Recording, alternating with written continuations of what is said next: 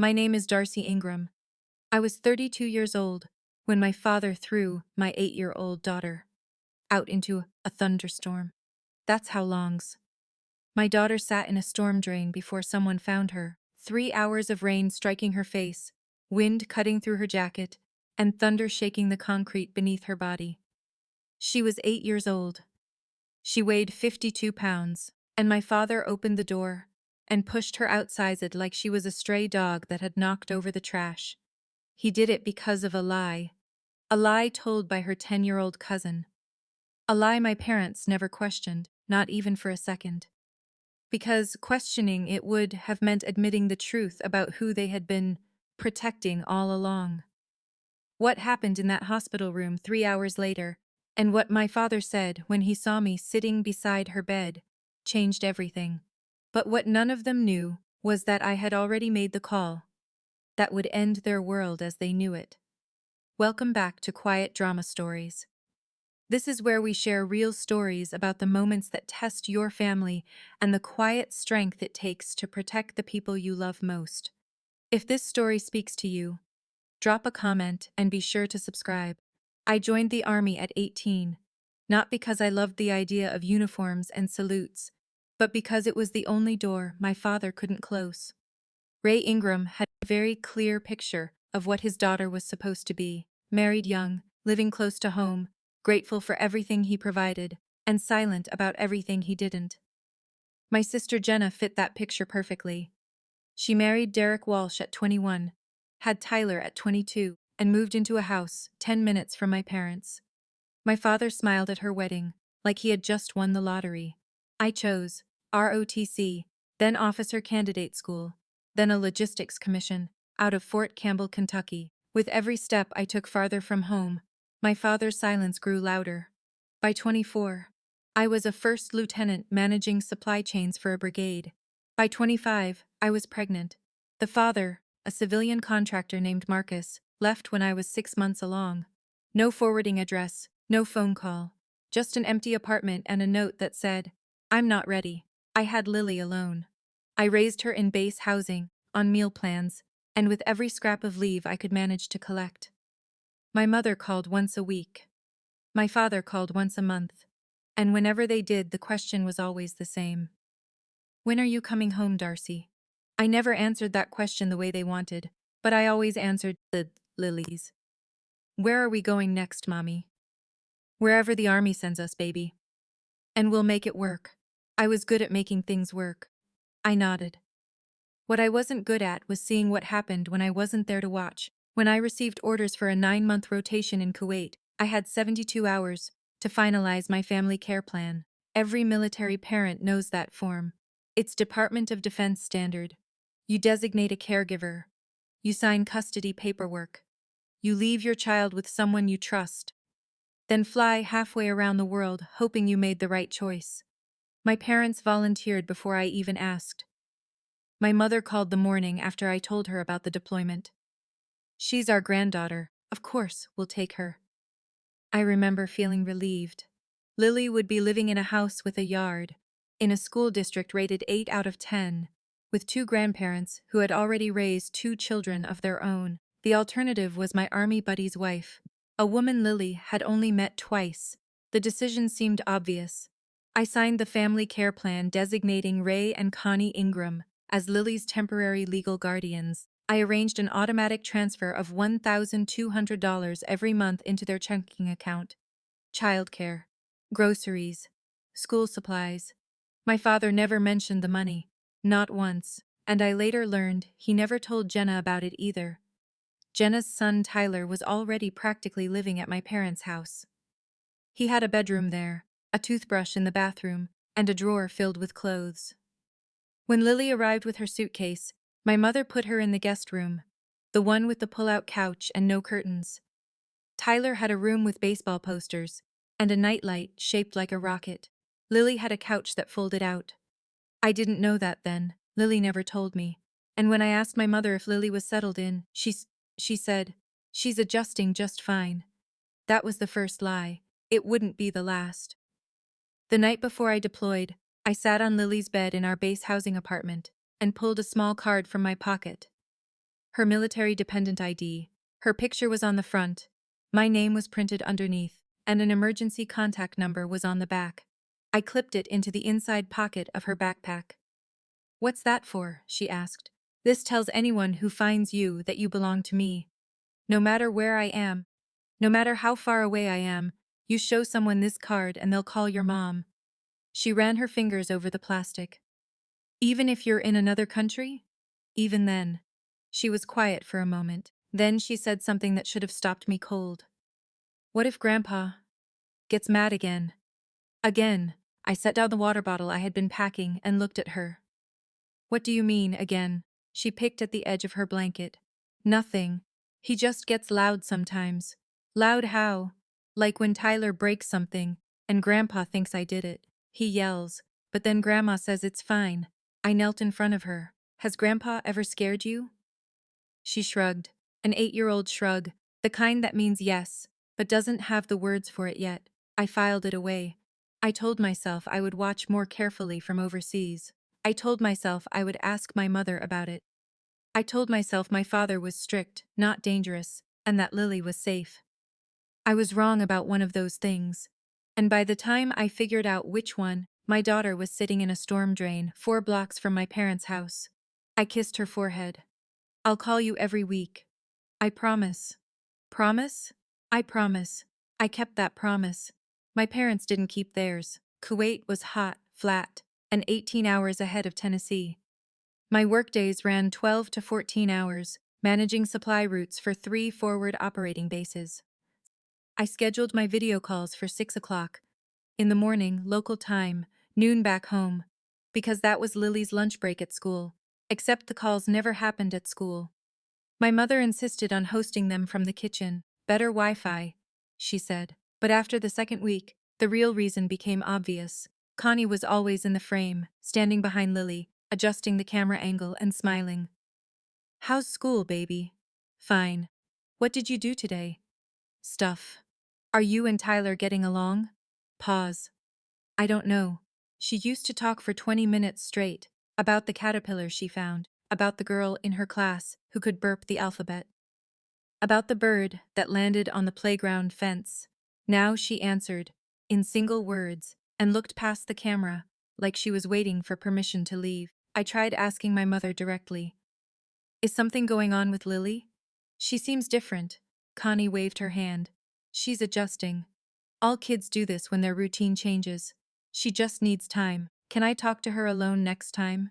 Without you in the room?" "The Wi-Fi is better in the kitchen, Darcy. You know that." I didn't push. I should have. 2 weeks later, I noticed something else. Lily stopped mentioning Tyler by name. It used to be, "Tyler and I played in the yard," or, "Tyler showed me his baseball cards." Now, whenever I asked about him, there was only silence. "You and Tyler doing okay?" She looked down. "Yeah. You sure? Can I go now, Mom?" "Grandma says lunch is ready." I let her go. I shouldn't have. The care package arrived on a Tuesday, a brown cardboard box with a stamp, slightly crooked, and my mother's handwriting across the label. Inside were 2 bags of Lily's favorite gummy bears, a photograph of Lily at a school event, and a folded sheet of construction paper. I opened the drawing. Stick figures.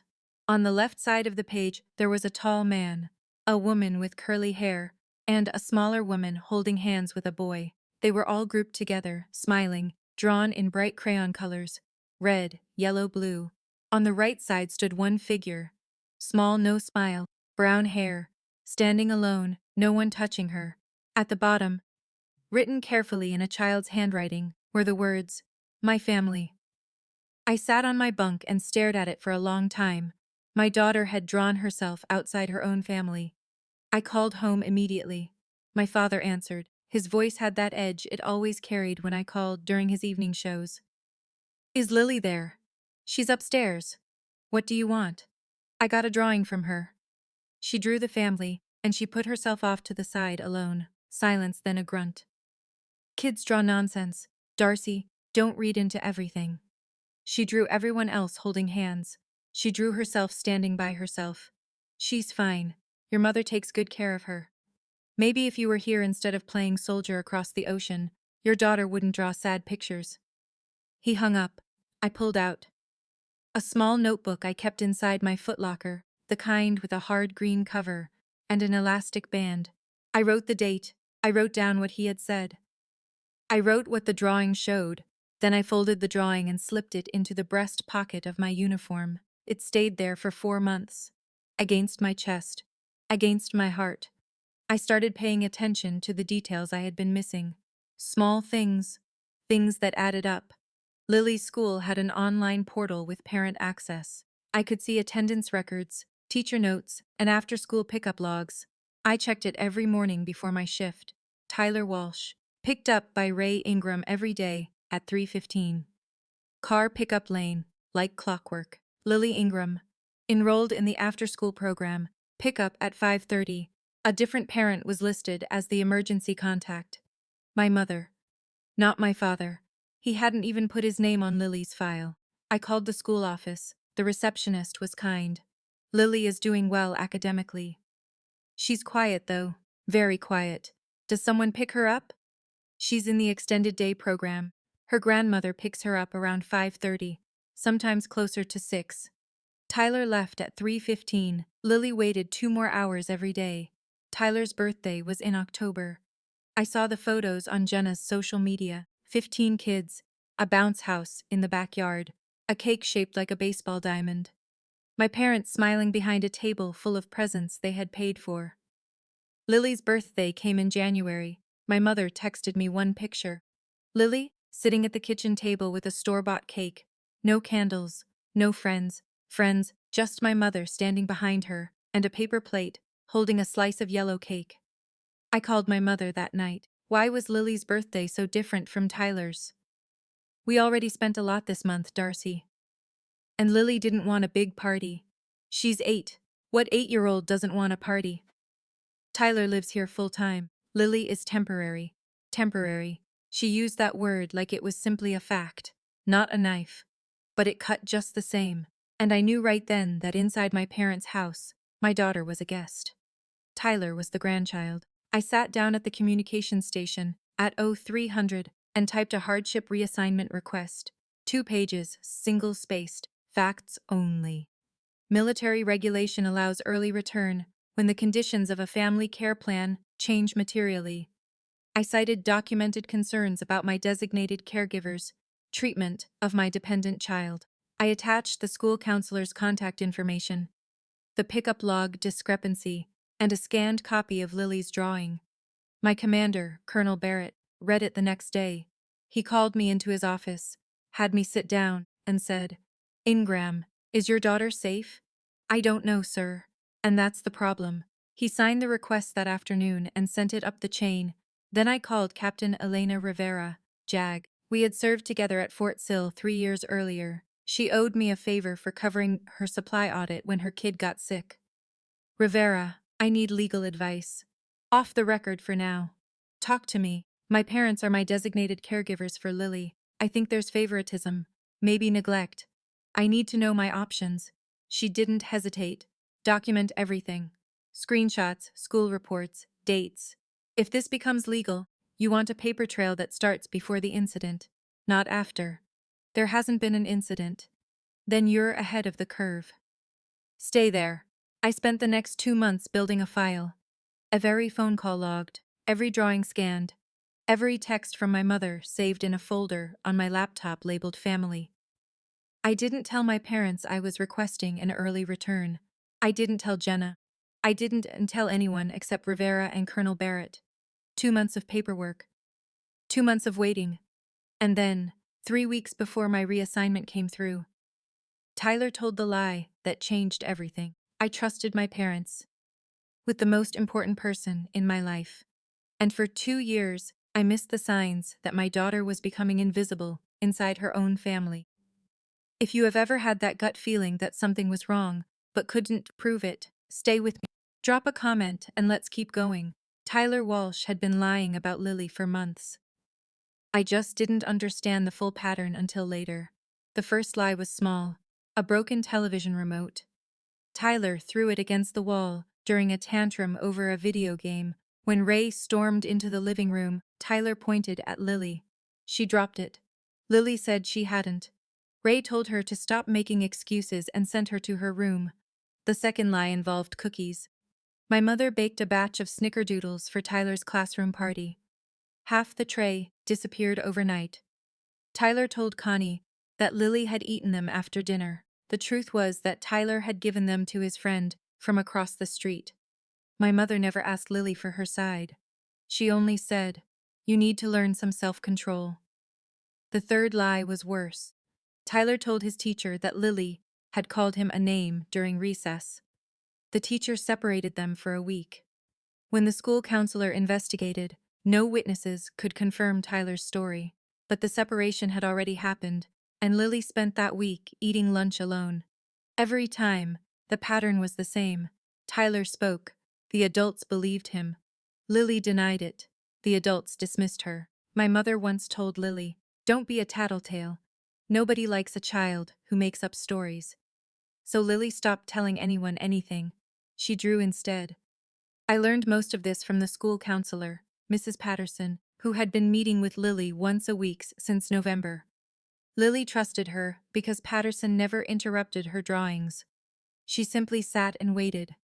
Patterson told me later, "Your daughter doesn't talk much, but her drawings say everything." Ray's rule was simple and absolute. Tyler didn't lie.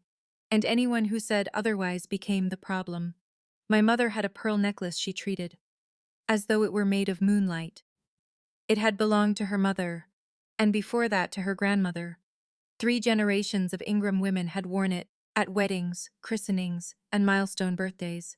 My mother kept it inside a small velvet box on her dresser and took it out every Sunday before church.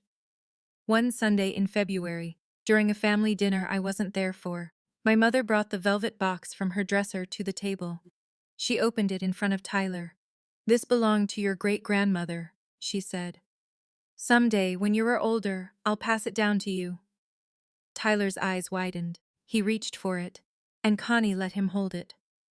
She watched him turn the pearls through his small fingers and smiled like she was witnessing some sacred tradition unfold. Lily, sitting across the table, asked quietly, "Can I hold it too?" My mother didn't look at her. "Not right now, sweetheart. You might drop it." Tyler smirked. Lily placed her hands in her lap. Jenna, sitting beside Tyler, leaned toward my mother and said, just loudly enough for Lily to hear, "You know Lily's clumsy. Remember the vase?" The vase. A ceramic vase Tyler had knocked from the shelf while roughhousing. He told my parents Lily had bumped into it. They believed him. My mother spent the rest of that evening reminding Lily to be more careful with other people's things. After dinner, Lily went into the guest room. She sat at her desk and drew. She didn't come out again until my mother called her for her bath. No one checked on her. No one asked what she was drawing. No one noticed that she had gone quiet again. Mrs. Patterson called me. On a Saturday morning 5, in the afternoon her time. I was eating dinner in the mess hall when my personal phone buzzed with a Tennessee number I didn't recognize. "Lieutenant Ingram, this is Gail Patterson. I'm the counselor at Millbridge Elementary. I work with Lily." I stepped outside. The wind was hot and smelled like diesel. "Is she okay?" "Physically, yes. But I wanted to talk to you about some patterns I've been seeing." She told me Lily had become increasingly withdrawn since January. She no longer played with the other children at recess.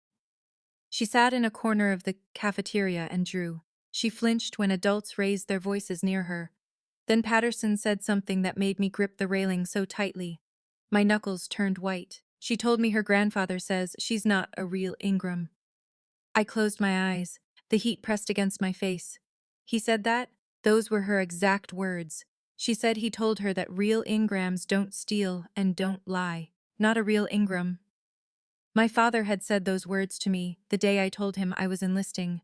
He stood in the kitchen of the house where I grew up and said, "Real Ingrams stay with their family. You're walking out on everything." Now he was saying it to my daughter, 8 years old, 52 pounds, and telling her she didn't belong. Patterson continued, "I'm not required to file a formal report yet, but I wanted you to be aware." "Thank you. Can you email me your session notes? I can send them to your military email by Monday." I hung up, forwarded the voicemail to Rivera, and added 3 lines to the green notebook. My father had learned nothing, and my daughter was learning all the wrong things. I called Jenna the next day. I told myself it would be a sister-to-sister conversation. Calm, honest, 2 mothers talking about what was best for the kids. It lasted 4 minutes. Is Lily doing okay at mom and dad's? Her school counselor says she's been withdrawn. Jenna sighed, the kind of sigh that was loud enough to make sure I heard it. She's fine, Darcy. She just needs to learn her place. Tyler's been here longer. He knows the routine. She needs to learn her place? I let those words sit in my ear for a full 3 seconds before I trusted myself to answer. What does that mean, Jen? Learn her place? It means your daughter walks around that house like she's a guest instead of pitching in. Tyler helps Dad in the garage. Tyler sets the table without being asked. Lily sits in her room and draws. She's 8. Tyler was doing chores at 8. Tyler has 2 parents and a bedroom with a nightlight. Lily has a pull-out couch. Silence. Then Jenna said the thing I wasn't prepared for. I told Mom and Dad that maybe you should just let them adopt Lily. You're never here anyway. She needs stability, Darcy. She needs a real family environment. My throat tightened. Not because I was sad, because of how hard I was working to keep my voice level. Adopt my daughter. I'm just saying what everyone's thinking. I hung up without saying another word. I opened my laptop, pulled up the Army Legal Assistance portal, and started drafting notes for a formal custody review. My sister wanted my parents to adopt my child. She had said it out loud as if it were a reasonable suggestion, as if my motherhood were a lease she thought had expired. I decided that night that when I came home, I would come home armed. Not with weapons. With paperwork. 3 weeks later, the reassignment came through. I was going home. Colonel Barrett handed me the paperwork in his office, with an expression that was half relief and half concern. Ingram, whatever's going on, handle it. Your kid needs you more than logistics does. I packed my footlocker in 40 minutes. Green notebook, laptop, pawn charger, Lily's drawing in my breast pocket. Everything else was Army issue and could stay. My flight left Kuwait at 0600. 17 hours of turbulence and layovers. I landed at Nashville International at 2 o'clock in the afternoon, Central Time. I rented a car at the Hertz counter using my military ID. Then I drove to a Holiday Inn 12 minutes from my parents' house. I did not call them. I did not drive past their house. I sat on the hotel bed with my phone in my hand and called Rivera. I'm stateside. Landed 2 hours ago. Good. Your family care plan revocation request is drafted. I can file it first thing Monday morning. What happens after you file? Your parents lose their designated caregiver status. Legal guardianship returns to you immediately. If they refuse to give Lily back, we go to family court. And if anything happens before Monday, we file for emergency action. But Darcy, let the process do its job. If you confront them now, they'll make themselves the victims. Your father will say you're unstable. Your mother will cry. Your sister will tell everyone you abandoned your daughter, and now you're attacking the people who stepped in to care for her. She was right. I knew she was right. Don't tell anyone you're back. Go to the school first. Speak to the counselor. Build your case in daylight. I was coming home, but this time, I wasn't coming home as their daughter. I was coming home as Lily's mother. And there was a difference between those two things that my parents were about to understand. I drove to Millbridge Elementary the next morning at 9:15 on a Thursday. The parking lot smelled of wet mulch and bus exhaust. Mrs. Patterson was waiting for me. She had a thick manila folder with my daughter's name written across the tab in blue ink. "Thank you for meeting me," I said. "I've been hoping you'd come." She opened the folder on her desk. 6 months of Lily's drawings, arranged by date. The first was from September. Lily and Tyler sitting at a table. Tyler drawn bigger, Lily smaller, both of them smiling. Normal. Fine October. The family grouped together. Lily was drawn slightly off to the left. She was still smiling, but there was now a space between her figure and everyone else's. November. Lily's figure was smaller. The others were taller. No one was holding her hand. December. Grandpa's face was a huge red crayon circle, his mouth wide open. At the bottom was a tiny figure, with tears drawn as blue dots. January, Tyler's birthday. A boy surrounded by balloons, people, and presents. In the bottom right corner sat a brown-haired girl by herself, an X drawn across her body. February. Only two figures. One small with brown hair, one tall and dressed in green, holding hands. Underneath, in shaky letters, was the caption, "What I want." I turned that last drawing over in my hands 3 times. Patterson's spoke quietly. "She drew you in your uniform." I know. She hadn't drawn her grandparents after December. She simply stopped including them. I photographed every drawing, front and back, making sure the dates were visible. Then I photographed Patterson's session notes, 12 pages of observations, direct quotes, and behavioral flags. I sent the entire file to Rivera. Then I sat in my rental car in the school parking lot and cried. The kind of crying that comes from your chest instead of your eyes. The kind that makes you grip the steering wheel. Because if you let go, you don't know whether your hands will ever stop shaking. 7 months overseas. 7 months of 12-hour shifts and satellite calls. And she's adjusting just fine. Those draws were going to say more in court than anything I ever could. That afternoon, I parked across the street from my parents' house. It was 3:45. The school bus was due any minute. Tyler arrived first. My father walked out to meet him at the curb, ruffled his hair, took his backpack, and said something I couldn't hear that made Tyler laugh. They walked inside together. The door stayed open. 20 minutes later, the second bus arrived. Lily stepped off. She stood on the sidewalk for a moment, adjusting the straps of her backpack. Then she walked up the driveway. The front door was closed. She knocked. My 8-year-old daughter knocked on the door of the house she'd been living in for more than a year. My mother opened it. No greeting, no smile. "Wipe your shoes and pick up your stuff from the hallway." Lily stepped inside. The door closed behind her. Through the front window, I could see Tyler stretched out on the couch. Snack plate. Television. Feet up. Within 30 seconds, Lily had disappeared upstairs. I sat in my car, both hands wrapped around the steering wheel, and forced myself to breathe. Then I called Mrs. Calloway. Phyllis Calloway was 70 years old and had lived next door to my parents since before I was born. She taught me how to make lemonade when I was 6. Every Thanksgiving, she brought my mother a pie. "Mrs. Calloway, it's Darcy. I'm back from deployment." "Darcy. Oh, honey. Oh, honey. I'm glad you called. I need to ask you something about Lily." She went quiet for a moment. Then she said, "That little girl sits on the porch by herself every evening after dinner, Darcy. While Tyler plays in the yard with your father, she just sits there. Have you seen anything else? Your father yells at her like she's a stray, Darcy. I can hear him through the walls. It's been getting worse since Christmas." I wrote down every word she said. Date, time, details. That evening, I drove to my parents' house. I told myself I was only going to check. Park in the driveway. Maybe knock. Maybe take Lily right then. I pulled in at 7:15. The kitchen light was on. The television flickered through the living room window. Then I heard it. My father's voice carried through the front door, loudly enough to reach the car. "I told you to clean up after dinner. Tyler doesn't have to tell you twice." Lily's voice was small and careful. "I did clean up, Grandpa. Don't talk back to me. Go upstairs and stay there until you can behave." A pause, the creak of the stairs, then silence. My hand was already on the car door. My fingers tightened around the handle.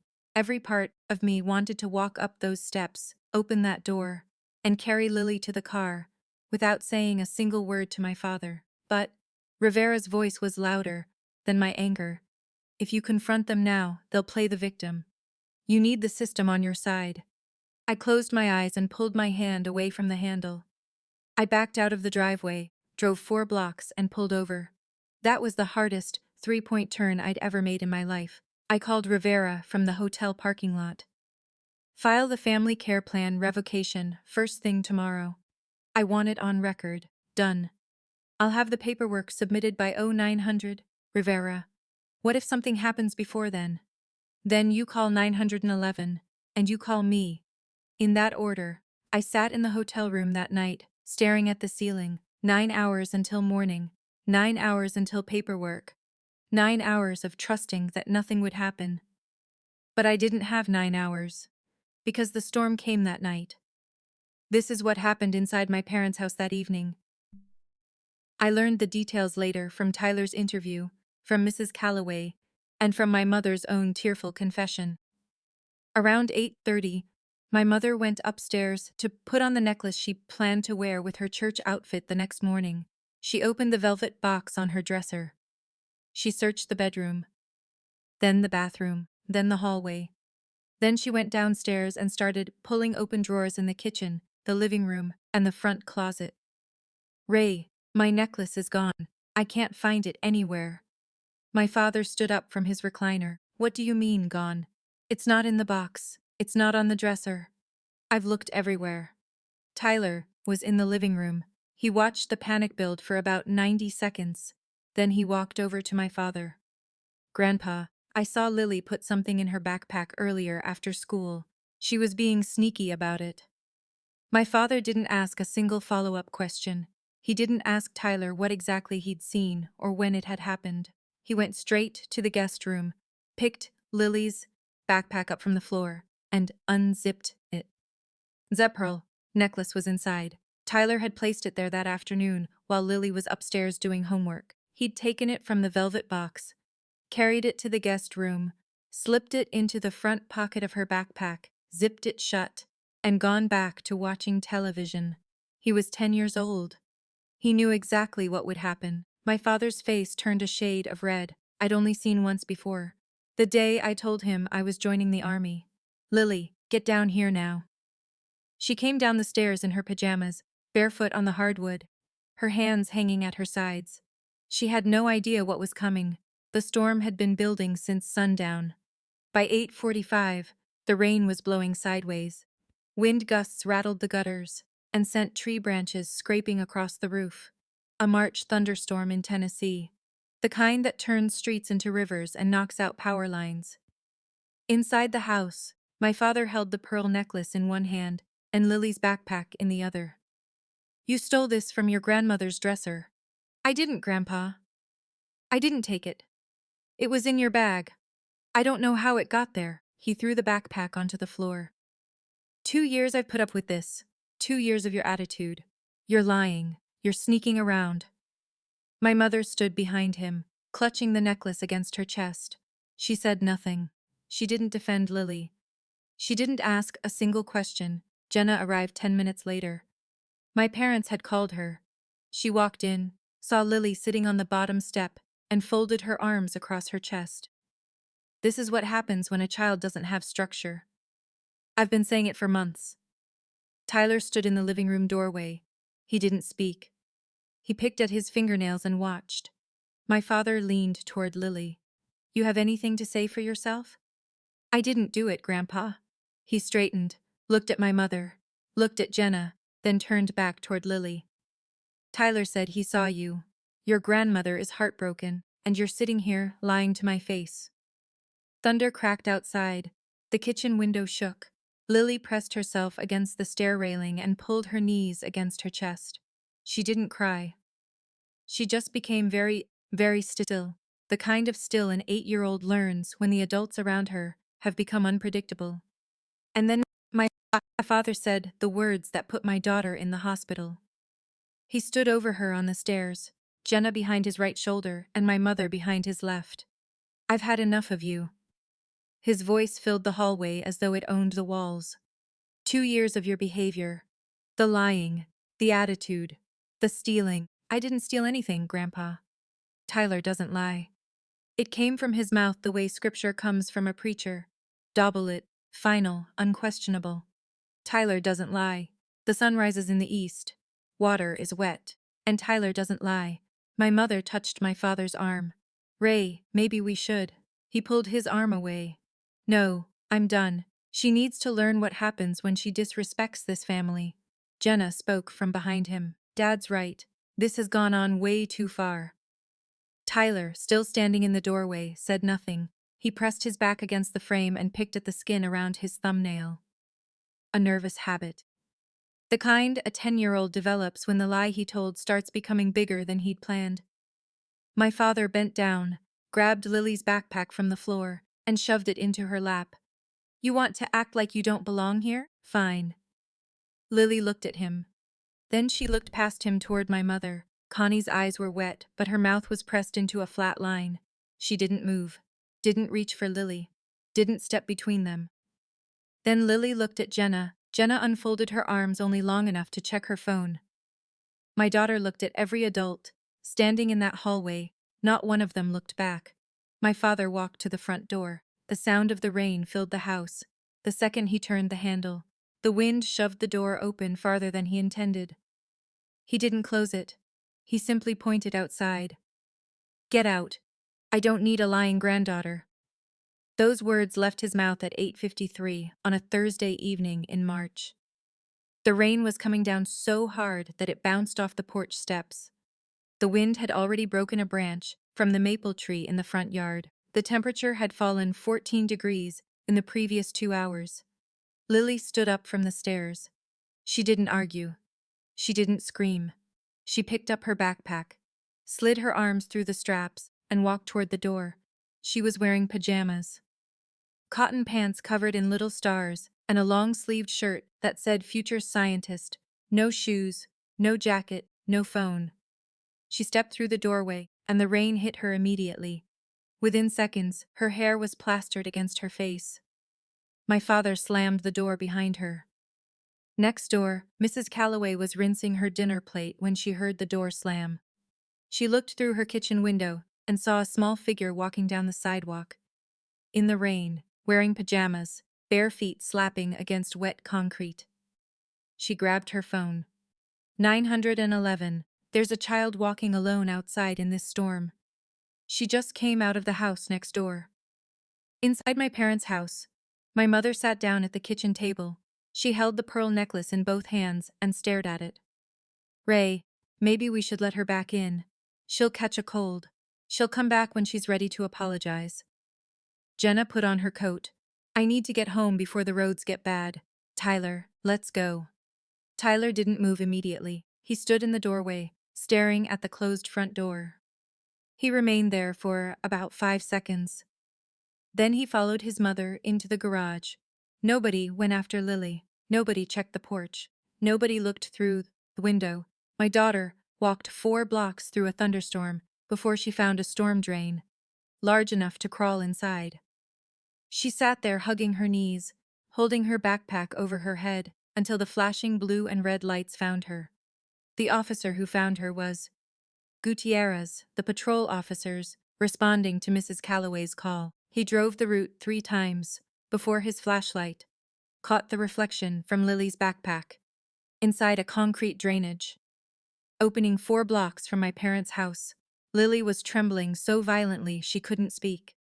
Her feet were bleeding from running barefoot over asphalt. Her lips were blue. She held the backpack against her chest like a shield. Gutierrez wrapped her in a thermal blanket from his trunk and called for an ambulance. The EMTs arrived 9 minutes later. They transported her to County General. Mild hypothermia, scrapes on both knees and the soles of both feet, dehydration, elevated heart rate, not critical, but not okay. At the hospital, a nurse searched Lily's backpack for identification. Inside the front pocket, tucked into the same compartment where Tyler had planted the pearl necklace, she found a small plastic card. Military dependent I died. Lily Ingram, emergency contact. First Lieutenant Darcy Ingram. The nurse called the number at 9:37. I was sitting on the hotel bed, 12 minutes away, staring at the ceiling and counting the hours until Rivera could file the revocation paperwork when my phone rang from a local number. This is County General Hospital. We have your daughter, Lily Ingram. She was brought in by police about 20 minutes ago. I was in my car before the nurse finished explaining. I drove 11 minutes through the rain, parked crooked in the emergency lot, and ran through the sliding doors. A nurse pointed me down the hallway. Room 4. Lily was lying in a hospital bed. An IV ran into her left arm. Monitors beeped beside her. Her hair was still damp. Her eyes were closed. I sat beside her and took her hand. I'm here. I'm not leaving. Her eyes opened. Mommy. Yeah, baby. I'm right here. In her other hand, crumpled against her palm, was a drawing. Two stick figures, one small, one dressed in green, holding hands. 20 minutes later, a woman wearing a gray cardigan and glasses knocked on the open door. A badge hung from a lanyard around her neck, and she carried a clipboard under one arm. I'm Nancy Odom, the hospital social worker. Do you have a moment? I didn't release Lily's hand. Come in. She pulled a chair toward the foot of the bed and sat down. Professional, careful. The kind of careful that told me she'd done this before, and understood exactly how these situations unfolded. I'm required by law to file a report with Child Protective Services. An 8-year-old was admitted tonight with exposure injuries, and no legal guardian was present at the time of the incident. I understand. Can you tell me your relationship to the patient? I'm her mother, Darcy Ingram, First Lieutenant, United States Army, currently stationed at Fort Campbell. I handed her my military ID. She copied the information onto her form. Who was responsible for Lily this evening? My parents, Rye and Connie Ingram. They're her designated caregivers under my military family care plan. Was she sent out of the house? I believe so. The neighbor who called 911 is Phyllis Calloway.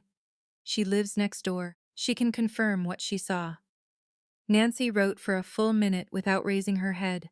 Then she said, CPS will open an investigation within 24 hours. An investigator will contact the caregivers and conduct interviews. I understand. She looked at me over the top of her glasses. Is there anything else you want me to know? My daughter has been living with my parents for just over a year. I have documentation of ongoing concerns, school counselor reports, behavioral observations, communication logs. I can provide all of it. Please do. After she left, I called Rivera. It's happening. CPS is filing tonight. I'm driving to Campbell now. I'll be there by morning. I hadn't made a single accusation. I had simply answered her questions. The system moved on its own. 1 hour and 12 minutes after I arrived at the hospital, the door to room 4 opened again. My father walked in. He saw Lily first, her small body lying in the hospital bed, the IV tube running into her arm, monitors blinking green beside her. Her pajamas had been replaced by a hospital gown, 2 sizes too big. The color drained from his face as if someone had pulled a plug. Then he turned and saw me sitting beside the bed, still wearing my army jacket, my name stitched over the left pocket. His hands began to shake. Both of them. His fingers trembled against his thighs, as though he were trying to hold us onto something that kept slipping away. You can't be here. How did you get here? I've been here for an hour, Dad. You're supposed to be overseas. You're deployed. I came back early. His mouth opened, closed, opened again. Nothing came out. My mother entered behind him. She saw Lily, and her hand flew to her mouth. Then she saw me, and immediately started crying, the kind of crying that already had words waiting behind it. If you'd been here, none of this would have happened. I looked directly at her and held her gaze. I trusted you to be here for her, Mom. My father tried to regain his footing. The girl stole your mother's necklace. No, she didn't. Ah, Tyler saw. Tyler is 10 years old, and we're not having this conversation in a hospital room. A nurse appeared in the doorway. I need to ask the visitors to keep their voices down, please. I stood. Not quickly, not aggressively. I simply stood. Dad, Mom, I think you should leave. CPS will be contacting you tomorrow. My father's face went from pale to red in less than 2 seconds. CPS? You called CPS on your own parents? The hospital did, because that's what happens when an 8-year-old ends up in the emergency room during a thunderstorm with no guardian. He opened his mouth to argue. I waited. He closed it. They left without another word. My mother's crying echoed down the hallway, long after the elevator doors shut. The hospital became quiet after midnight. The fluorescent lights dimmed to a low hum. Shows squeaked against the linoleum. Somewhere down the hall, a monitor beeped in a slow, patient rhythm. I pulled my chair closer to Lily's bed and rested my elbows on the railing. She woke around 1 o'clock in the morning. Her eyes opened slowly. She looked at me as if she still wasn't sure I was real. Am I in trouble? No, baby. You are never in trouble for telling the truth. She stayed quiet for a while. Then, in a voice so small it barely reached the pillow, she said, Tyler put the necklace in my bag. I saw him do it after school. He went into the guest room when he thought I was upstairs. But I was on the stairs. I saw. Why didn't you tell Grandpa? Because Grandpa wouldn't listen. He never listens when it's about Tyler. I brushed her damp hair back from her forehead. I know, and I'm going to make sure the right people listen this time. She closed her eyes. Her breathing gradually slowed. Her grip on my hand relaxed, but she still didn't let go. I stayed there in the darkness for a long time, listening to the monitors and watching the IV drip mark the seconds. Then I opened my phone and began typing an email to Rivera subject line. Evidence package, CPS investigation Ingram. I attached the school counselor's session notes, the scanned drawings, Mrs. Calloway's phone number, and a summary of our conversation. The hospital intake form the nurse had given me, my family care plan documentation, every screenshot, every log entry, and every line from the green notebook. I had spent 2 years trusting the wrong people with my daughter. That night, sitting in that hospital chair, I began trusting the right ones. 70. 2 hours later, my parents walked into a room they never expected to enter. My daughter was lying in a hospital bed because the people I trusted most had thrown her into a storm. I didn't scream. I didn't threaten anyone. I let the system do what it was designed to do. If you know what it feels like to stay calm while everything inside you wants to fall apart, this next part is for you. Keep watching. Mess. Torres arrived at my parents' house Monday morning at 9:15. CPS investigator, 14 years on the job. Short hair, no-nonsense posture, and a leather portfolio thick with forms. She interviewed Ray and Connie separately. Standard protocol. My father's version. The girl was acting out. I told her to sit on the porch and think about what she'd done. She ran off on her own. My mother's version. Ray was upset. She went outside for some air. I thought she'd come right back in. Torres wrote down both statements. Then she noted the contradiction. He said he ordered Lily to sit on the porch. She said Lily went outside for air. One was an order. The other was a choice. They couldn't both be true. Next, Torres interviewed Mrs. Calloway at her kitchen table. Phyllis had notes of her own. She had been documenting things since November. Dates, times, and what she heard through the shared wall between the houses. He opened the front door. Mrs. Calloway said. He shoved the child's backpack toward her. She was wearing pajamas. No shoes. He told her to get out. Torres looked up from her notebook. Those were his exact words. He said, "Get out. I don't need a lying granddaughter." Then he slammed the door. I called 911 within 30 seconds. Torres wrote the quote in block letters and underlined it. That sentence, cold, brief, and final, went into the official CPS file, not as hearsay, not as an allegation, as a direct witness statement from a 70-year-old woman with no reason to lie and a clear view from her kitchen window. My father had spent 61 years controlling the story inside his house. He didn't realize the walls were thinner than he thought. The child specialist assigned to interview Tyler was Doc Kessler, young, patient, and trained in forensic interview techniques for Jenna was allowed to remain in the room, according to protocol, but she was told not to coach or interrupt. Tyler sat across a small table with a cup of juice and a stress ball. Tyler, can you tell me what happened with the necklace? I saw Lily put it in her backpack. What time was that? After school. Where were you when you saw her? In the kitchen. Where was Lily? In the hallway. Can you see the hallway from the kitchen? Tyler paused. I was in the hallway too. Were you in the kitchen or the hallway? He squeezed the stress ball. The living room. I saw her from the living room. 3 different locations in 30 seconds. Kessler didn't point it out. She simply wrote something down. Tyler, sometimes kids feel pressured to say things because they're afraid or because someone told them to. It's okay to tell the truth here. Nothing bad is going to happen to you. Tyler looked toward his mother. Jenna's face was stone. I put it in her bag. Jenna's voice cut in immediately. He's confused. He doesn't know what he's saying. Kessler looked at her. Mom, please let Tyler finish. Tyler stared down at the stress ball. His voice dropped to a whisper. Mom told me Lily needs to learn her place. She said, if Lily got in trouble, Grandpa would send her away, and things would go back to normal. Jenna stood up. Tyler didn't look at her. The room became very quiet. Torres interviewed Jenna separately. By then, she had Tyler's statement, Mrs. Calloway's account, and 6 months of documented history from the school counselor. Mrs. Walsh, did you instruct your son to place the necklace in Lily's backpack? Jenna's jaw tightened. That's ridiculous. Tyler is 10. He makes things up. Your son stated that you told him Lily needs to learn her place. He also stated that you said, if Lily got in trouble, your father would send her away. He's a child. You're going to believe a child over me? Torres placed her pen on the table and looked at Jenna without blinking. Mom, I believed a child's lie when it put an 8-year-old in the hospital. So yes, I take children's statements seriously. Jenna pushed her chair backward. I'm calling my lawyer. That's your right. This investigation will continue regardless. Torres placed the pearl necklace on the table, inside a clear evidence bag.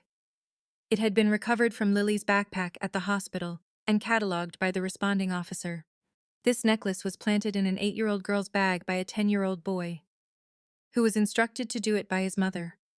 The result was a child being forced out of her home during a severe thunderstorm without shoes, without a jacket, and without supervision. She spent 3 hours alone in a storm drain. Jenna stared at the necklace. The pearls reflected the overhead light. Under the fluorescent lights, they looked smaller than they ever had on my mother's dresser. She didn't say another word. She picked up her phone and walked out of the room. The supervised meeting happened Wednesday afternoon at the CPS County office, a rectangular table. Fluorescent lights overhead, a recording device placed in the center. On one side sat my parents. My father wore a button-down shirt he had ironed himself. My mother wore the cardigan she usually wore to church. Their lawyer, a man named Lester, sat between them. On the other side sat me, Captain Rivera in her dress uniform, and my documentation inside a manila folder. At the head of the table sat Miss Torres. Jenna wasn't there. She had refused to attend after Tyler's interview. Torres began by presenting her findings, inconsistent statements from Ray and Connie. Tyler's admission, Mrs. Calloway's eyewitness account, school counselor documentation covering 6 months, hospital records confirming Lily's injuries. My father tried to interrupt twice. Both times, Lester put a hand on his arm. The third time, my father couldn't stop himself. This is a family matter. You're turning a discipline issue into. Torres cut him off. Mr. Ingram, an 8-year-old child was hospitalized with hypothermia. This is a child welfare matter. My mother began crying. Quiet tears ran through the lines of her face. We love Lily. We made a mistake. One mistake. I looked across the table at her and kept my voice steady. You said if I'd been here, none of this would have happened. But I trusted you to be here for her. That was my only mistake, and I won't make it again. Rivera opened my folder. Family Care Plan Revocation already filed. Request for sole custody review, submitted to family court. Documentation showing the $1,200 per minute my parents had received for childcare. All of it was now on the record. My father stared at the stack of paperwork. You're going to throw your own family away over this. You threw my daughter into a storm, Dad. I'm building her a roof. I didn't raise my voice. I didn't need to. At the end of the meeting, Torres delivered the preliminary findings. Substantiated report of child neglect against Ray and Connie Ingram. Recommendation. No unsupervised access to Lily Ingram, pending comprehensive review. All future contact would take place at a monitored visitation facility. Bi-weekly 2-hour sessions. Rivera confirmed that the family care plan had officially been revoked. Lily's legal guardianship reverted to me. The custody order would be formalized through family court within 30 days. My father stood. His chair scraped against the floor. His hands were trembling again. Exactly as they had at the hospital, the same shaking that began in his fingers and spread into his wrists. Darcy, she's my granddaughter, she is. And that's exactly why this has to happen. My mother reached across the table toward my arm. Her fingers brushed my sleeve. I gently moved my hand away. Not quickly, not angrily, just a boundary. Mom, I love you, but loving someone doesn't mean allowing them to hurt your child. She pulled her hand back and pressed it against her mouth. Lester stood and collected his papers.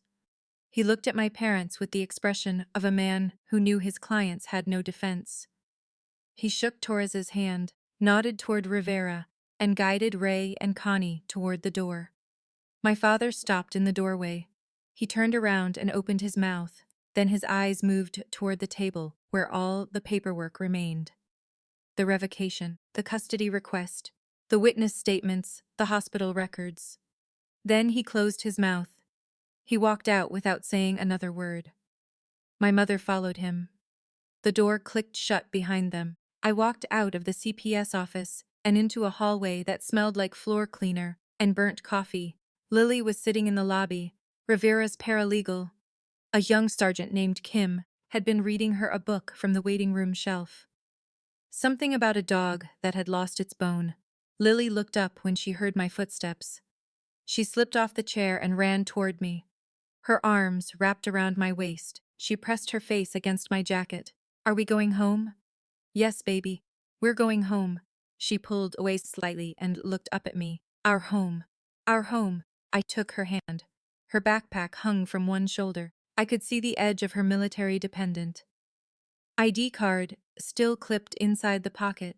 The same card I had placed there the night before I deployed. I had given her that card because I trusted my parents to protect her. But when the system failed, when the people failed, and when the storm came, that small piece of plastic with my name on it was what brought her back to me. Not my parents, not my sister. A laminated card and a nurse who called the number printed on the back. We walked outside into the parking lot. The sun was shining. It was the first clear day in a week. I didn't look back. 3 months later, Lily and I were living on base at Fort Campbell. A small 2-bedroom apartment. Her room had lavender curtains she had chosen herself, and a desk where she drew every evening after dinner. I had been reassigned to a desk position in logistics coordination, stateside, with no deployments, for at least 12 months. My commander approved it without hesitation. Family court had finalized the custody order in April. Sole physical and legal custody belonged to me. My parents were granted supervised visitation for 2 hours every other Saturday at a monitored facility 20 minutes from their house. A social worker was present at every visit. The first visit happened in May. My father brought Lily a coloring book filled with horses and flowers. He placed it on the table between them and sat in a plastic chair. He didn't know what to say. Neither did Lily. They colored together for 45 minutes. My father asked about school.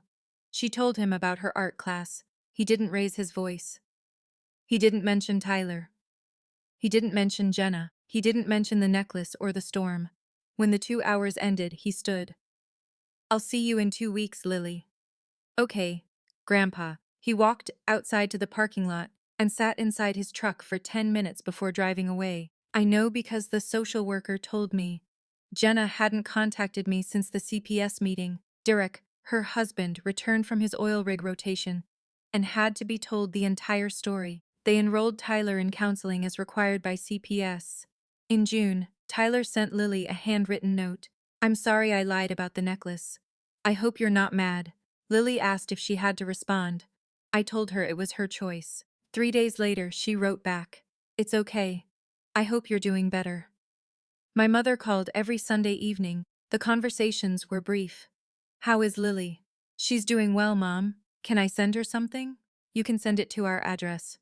Darcy, I. The schedule is set, Mom. We'll see you, Saturday.